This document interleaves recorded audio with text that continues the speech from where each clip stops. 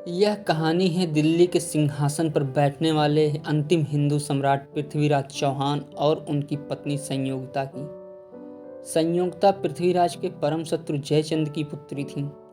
दिल्ली के सिंहासन पर बैठने के बाद युवा सम्राट पृथ्वीराज की ख्याति दूर दूर तक फैल गई थी। इधर राजकुमारी संयोगिता के रूप के भी खूब चर्चे थे। इन दोनों के बीच प्रेम की कड़ी बना एक चित्रकार। वह देश भर में घूम घूम कर पराक्रमी योद्धाओं के चित्र बनाता था। इसी तरह पृथ्वीराज का चित्र भी कन्नौज जा पहुंचा। उनका चित्र देखने के बाद राजमहल की लड़कियों के बीच उनके ही चर्चे थे। ये चर्चाएं जब राजकुमारी संयोगिता तक पहुंची तो उनका ही मन हुआ कि पृथ्वीराज का चित्र देखा जाए। और जब उन्होंने चित्र देखा तो पहली ही नज़र में वह पृथ्वीराज पर अपना मन हार बैठी। इसी तरह इसी चित्रकार के द्वारा ही संयोगिता का चित्र पृथ्वीराज के पास पहुंचा और इधर भी वही हाल हुआ जो उधर संयोगिता का था।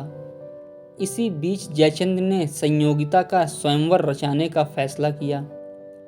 पृथ्वीराज को छोड़ उसने सभी राजकुमारों के पास न्योता भेजा। इधर पृथ्वीराज को नीचा दिखाने के लिए उसने उनके समान मूर्ति बनाकर उसे द्वार पर द्वारपाल की भांति खड़ा कर दिया। संयोगिता जब अपना वर चुनने स्वयंवर में आई तो पृथ्वीराज को वहां न देखकर निराश हो गईं। लेकिन तभी उसकी नज़र द्वार पर पड़ी उनकी मूर्ति पर गई।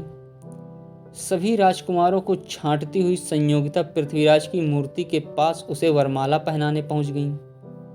जैसे ही संयोगिता ने उनकी मूर्ति के गले में वरमाला डालनी चाहिए वैसे ही पृथ्वीराज वहां पहुंच गए और वरमाला मूर्ति की जगह उनके गले में पड़ गई।